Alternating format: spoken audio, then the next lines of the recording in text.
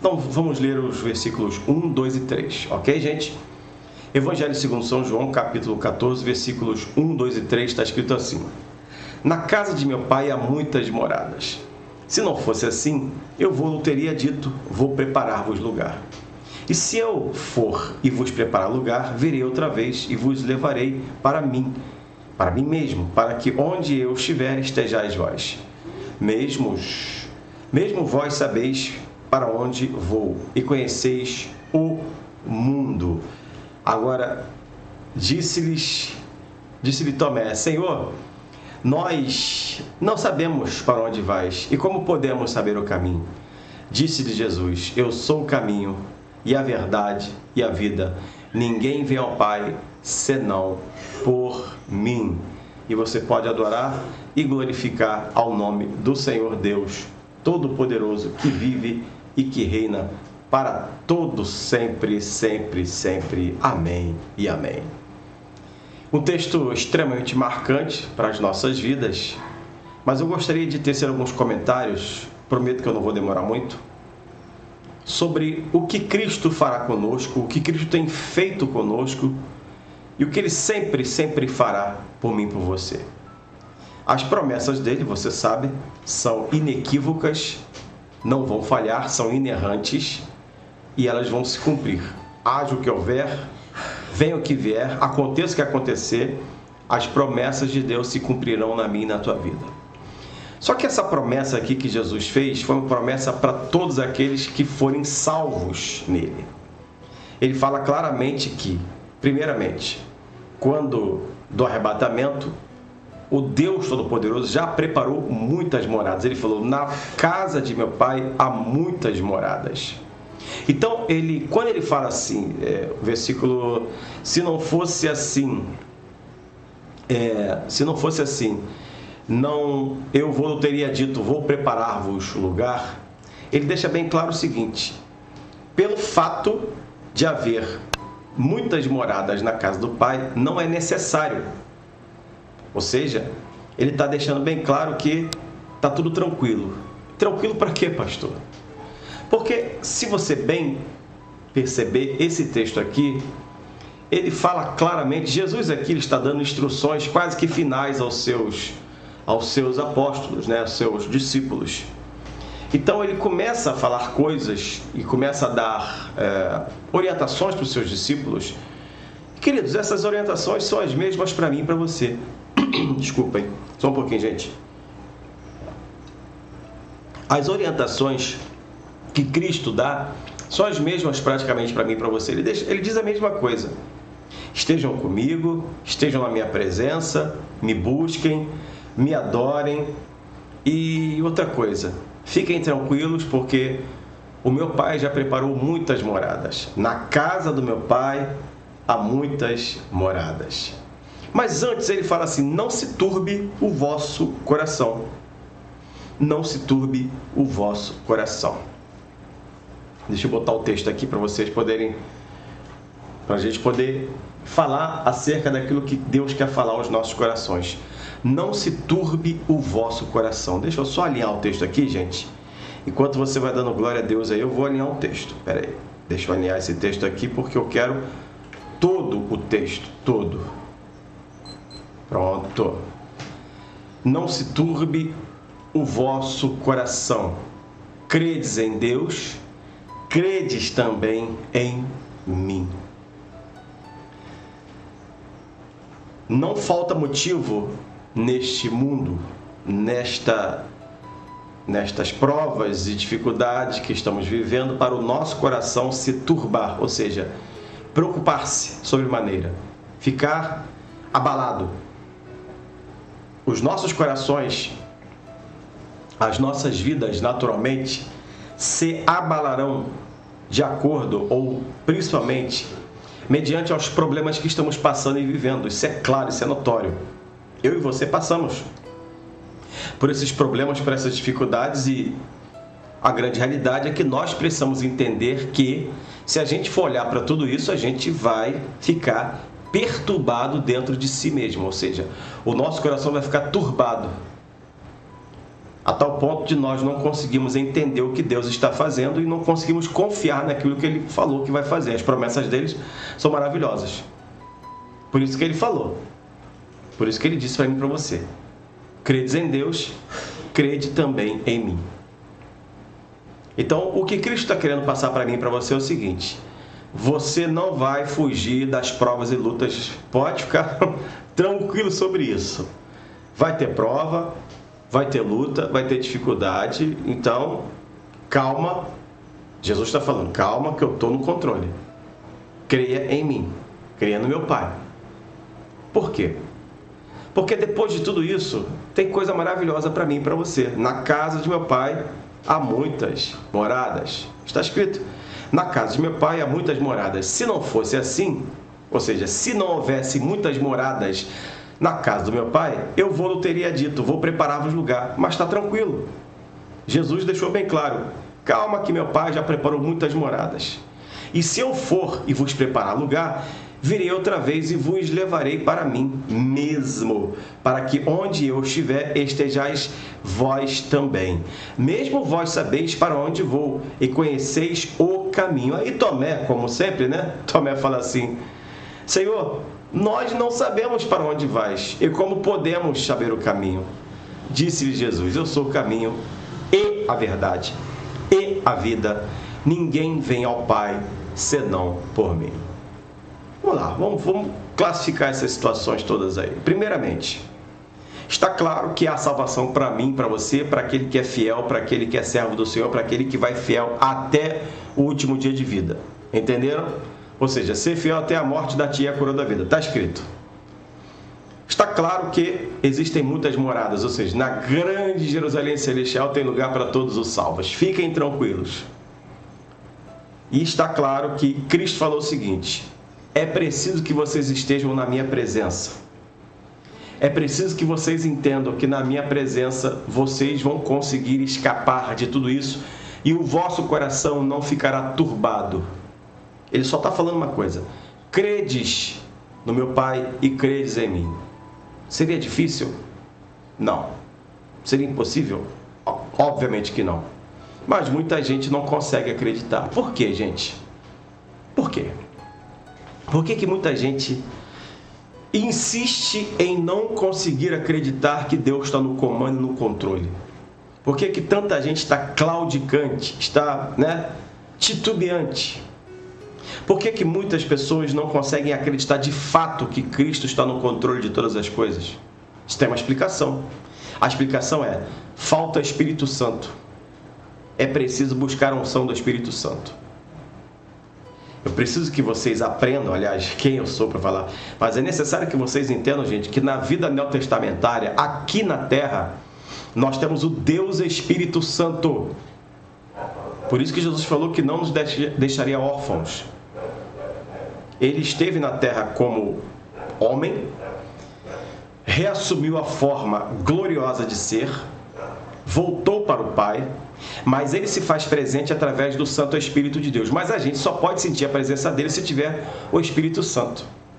Por isso que os três são um. Por quê?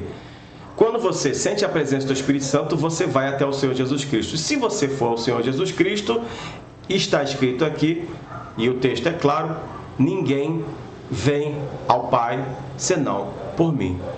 Alguém entende o que Deus está falando? Deus está falando comigo, Deus está falando contigo. Então é fundamental, gente, que na vida neotestamentária tenhamos a presença do Espírito Santo sobre as nossas vidas. Se não for assim, você não vai conseguir sentir a presença do Senhor Jesus Cristo e, por consequência, você não vai conseguir se achegar até o Pai. Então, para que haja esta junção abençoada, primeiramente, Espírito Santo, que Ele mova a tua vida. Jesus Cristo, que Ele seja o teu Senhor. E se você crê no Senhor Jesus Cristo, se você clama, você vai até o Pai. Isto posto, entenderemos que, agora sim, saberemos. Tomé falou: se a gente não sabe para onde você vai, agora sim, sempre saberemos para onde o Senhor foi e para onde nós iremos. E para onde sempre nós moraremos, onde sempre moraremos após nos encontrarmos com Ele na glória.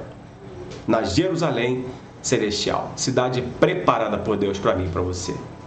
Diz o texto que depois disso, haverão novos céus e nova terra. É um processo que talvez você pense, pastor, mas vai demorar muito. Amados, pode não demorar nada para mim nem para você. Se Jesus voltar para mim agora, ok. Se Jesus voltar para você agora, ok também. Então, para a gente, embora a gente pense que vai demorar muito, vai demorar nada não, gente. Jesus está voltando para cada um de nós. Jesus está voltando para arrebatar a igreja. Jesus está voltando para levar aquele que é levado e remido no seu sangue. Se somos lavados e remidos no sangue de Jesus, certamente. E se permanecermos nele, obviamente, seremos arrebatados ou ressuscitados naquele grande dia. Que eu tenho certeza que Deus está falando contigo. Se você crê, deixa nos comentários aí, em nome do Senhor Jesus Cristo. Mas o texto fala para mim e para você sobre a questão do caminho, da verdade e da vida. Nós estamos aqui nesta terra, vivendo de maneira passageira, ou seja, não ficaremos aqui para sempre, somos passageiros, somos errantes, diz a Bíblia que somos errantes, ou seja, estamos de passagem, e precisamos entender que, por mais que procuremos e por mais que tentemos achar certos caminhos, certas verdades e algum tipo de vida, nós, como crentes no Senhor Jesus Cristo, precisamos nos resumir a uma só pessoa para ter caminho, verdade e vida. E tudo isso está no Senhor Jesus Cristo. Porque Ele é o caminho, o verdadeiro caminho que leva ao Pai. Ele é a verdade, ou seja, Ele é a palavra da vida. Ele é a palavra de vida. Ele é a própria palavra, o próprio verbo que se fez carne. E através da verdade você se liberta. Eu sou o caminho e a verdade e a vida. Só existe um caminho, só existe uma verdade, só existe uma vida de verdade. O caminho é Jesus Cristo, a verdade é Jesus Cristo e a vida vem pelo Senhor Jesus Cristo. A Ele a honra, a glória, o louvor e a adoração para sempre e sempre. Quer ver por quê? O mesmo texto de João, vou colocar para vocês aqui, ó, João, agora no capítulo 1, está escrito aqui, ó, no princípio era o verbo, Jesus Cristo. E o verbo, Jesus Cristo, estava com Deus. E o verbo, Jesus Cristo, era Deus. Ele estava no princípio com Deus. Quando na criação de todas as coisas, ou seja, antes que tudo fosse tudo, ele já estava com Deus. Todas as coisas foram feitas por Ele, Jesus Cristo. E sem Ele, Jesus Cristo, nada do que foi feito se fez. Nele, Jesus Cristo, estava a vida. E a vida era a luz dos homens. E a luz resplandece nas trevas, e as trevas não a compreendem. Alguém pode glorificar e adorar o nome do Senhor Jesus? Tenho certeza que Deus está falando comigo e contigo nessa noite, em nome de Jesus. Então, gente, Jesus é tudo para nós. Talvez vocês pensem assim, pelo menos eu estou fazendo aqui o que o próprio Jesus falou. Ide pregar o evangelho a toda criatura. O que eu me limito a fazer aqui, já está suficiente, é pregar o evangelho. E o evangelho é o que foi pregado pelos apóstolos. Então eu estou pregando, como diz a Bíblia, né? Eu estou aqui na doutrina dos apóstolos, ou seja, eu estou aqui pregando o que os apóstolos pregaram. Exatamente. Eu estou cumprindo o ídolo do Senhor Jesus Cristo. Por isso que nossa igreja, desde a fundação, é considerada uma igreja apostólica. Por quê? Foi uma igreja fundada na doutrina dos apóstolos. Às vezes você ouve, né? Igreja apostólica fulano de tal, igreja apostólica isso, aquilo. Porque, na verdade, obviamente, não tem um fundo de verdade. É completamente bíblico quando uma igreja se considera apostólica. Porque estamos pregando o evangelho. E esse evangelho foi pregado pelos apóstolos. E esse evangelho foi baseado pelos apóstolos para que a igreja primitiva pudesse ser fundada. E através disso, a igreja primitiva, e até o dia de hoje, quero crer, tomara, né? Estamos ministrando e pregando na doutrina dos apóstolos. Que doutrina é essa? A própria palavra de Deus, o próprio evangelho do Senhor Jesus Cristo. Ok, queridos? Então, Cristo é tudo para mim e para você. Não nos falta mais nada. Cristo é tudo para mim e para você. E sempre nós teremos provisão da parte dele. tudo isso que está acontecendo comigo e contigo, todas as provas que passamos, estamos vivendo, você vai vivendo, eu vou vivendo. Hoje eu estava caminhando, né, voltando na rua, eu estava pensando, meu Deus, como a palavra se cumpre. A Bíblia diz que nós somos ovelhas, como se ovelhas mandadas para o matadouro. Somos como se fossem ovelhas quase que desprotegidas, mas o Senhor está nos guardando. Porque a grande realidade é essa, meus irmãos. Vivemos num mundo cruel, no famoso mundo cão. Vivemos num mundo onde a maldade impera e opera. E só o Senhor para nos proteger e nos guardar. Guardando as devidas proporções, mas existem lugares que são impraticáveis de você morar, de você viver. E só pela misericórdia de Deus. E aqui no Brasil já está ficando assim. Porque a iniquidade está se multiplicando demais, por demais. E vivemos uma fase nefasta e tenebrosa na nação brasileira. Embora muita gente ache que é tudo maravilhoso, né? Eu estava morrendo de dar risadas, porque ontem eu estava na rua e parei para almoçar. E a televisão estava, como sempre, gente, que eu não sei que mania é essa, diabólica, que as televisões só estão em um canal, né? Você já sabe qual é o canal, Plim Plim, né? E, segundo esse canal, o Brasil virou uma Suíça do dia para a noite. É inacreditável. Então, eu almoçava e dava risadas, porque outrora, né, quando, enfim, em outra administração, você ouvia essa mesma rede e o consórcio só chapoletando de dia e de noite. Estava tudo muito ruim, estava tudo péssimo, nada prestava. Virou ano, né, de 2022, 31 de dezembro de 2022, quando deu 1º de janeiro de 2023, o Brasil virou uma Suíça, virou uma Noruega, uma Suécia, né, uma Finlândia, países de primeiro mundo, né? De repente ficou tudo maravilhoso. E a gente não sabe o que é isso, que não está isso, é tudo mentira, né? Então você vê uma mídia podre, suja, vagabunda, que fala o que quer, e ainda tem gente que ouve ainda e acredita, mas acredite em vocês. Aliás, no dia a dia, a gente vê que é tudo mentira quando a gente se depara no dia a dia, quando você vai ao supermercado, quando você vê as lojas fechando, quando você vê grandes marcas falindo, quando você vê grandes investidores indo embora do Brasil, quando você vê grandes montadores falando assim, eu vou fechar a fábrica, aí você vê, peraí, não está batendo, isso aqui não está batendo, tem alguma coisa errada.